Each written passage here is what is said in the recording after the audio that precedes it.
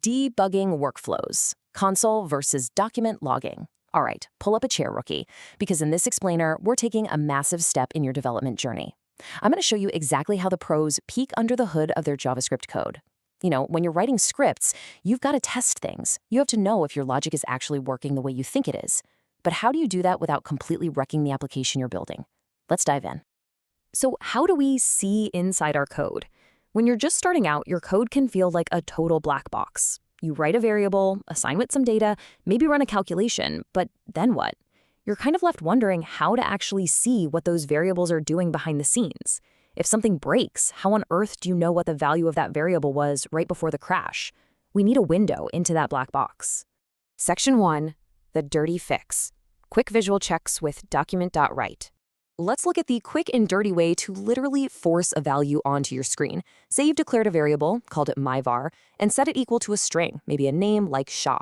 If you want to check what's inside that variable right this second, you can just use the document.write command. By passing your variable, myvar, right into those parentheses, JavaScript gets the instruction to output that value instantly. And bam, here's what happens. The word Shah pops up directly on the webpage UI. It just slaps it right there on the screen.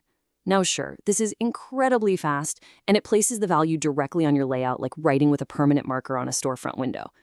But honestly, it's fundamentally messy. It completely disrupts the user experience. Imagine a user trying to navigate your beautifully designed app, and suddenly there's random test data crammed into the corner of the page. That is definitely not production ready. Section 2, the professional upgrade. Why pros rely on console.log. As you level up in your coding journey and move toward building real professional applications, you absolutely have to learn the industry standard. Instead of writing to the document, we send our data to the browser's developer console. The syntax for this is console.log. And once again, we just pass our variable myvar right through those parentheses. When you do this, the value Sean doesn't show up on the web page itself. Instead, it gets routed straight to the developer console. Think of it like an inventory check in the backroom of a store, completely out of sight from your actual customers. This contrast right here is the absolute crucial point. On one hand, document.write outputs directly to the UI. It's fast, yeah? But it's visually messy and messes with what the user sees. On the other hand, console.log outputs to the developer console. It's totally professional and it keeps the UI perfectly clean. Logging to the console keeps all your messy, experimental debugging strictly hidden, and I cannot stress this enough. This is exactly how senior developers test their code in real production environments. Section 3, demystifying the syntax. Understanding objects and methods. Look, I really don't want you getting bogged down by dense, object-oriented programming theories just yet, but let's quickly define the two main moving parts of these commands so you actually know what you're typing. First up, we have the object. Both document and console are what we call built-in objects in JavaScript. You can just think of an object as a structure or a foundation that allows certain actions to take place. They just exist by default in the browser, waiting for you to use them. And that brings us to the second part, the method. Write and log are the methods here. A method is simply a built-in function that's glued to an object, designed to perform a very specific task. So when you type console.log, you're taking the console object and instructing it to execute its log method. Basically, you're telling the backroom manager to record a specific item on the ledger. Section 4, beyond variables, expanding your testing toolkit. Now, what's super cool here is how versatile this is. You aren't limited to just checking simple text variables. You can output pretty much anything you need to test. Variables, sure, but you can also throw raw numbers directly in there, like dropping a 10 or a 50 straight into the console.log parentheses.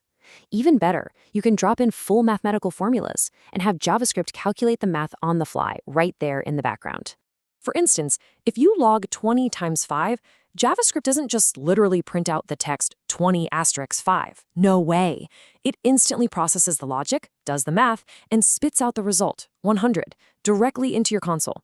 You could do division, like 20 divided by 5, and it'll give you 4. It's just an incredibly powerful way to verify that your calculations are actually working before you ever hook them up to your user interface. Section 5, mastering your workflow.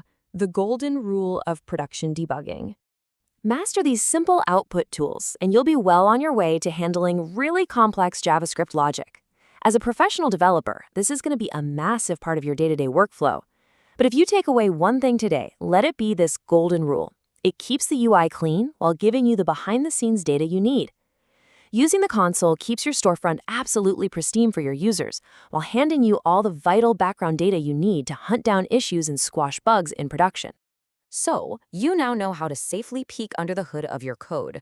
You've taken your first major step into professional debugging, and you know exactly why we use a clean console log over a messy document write.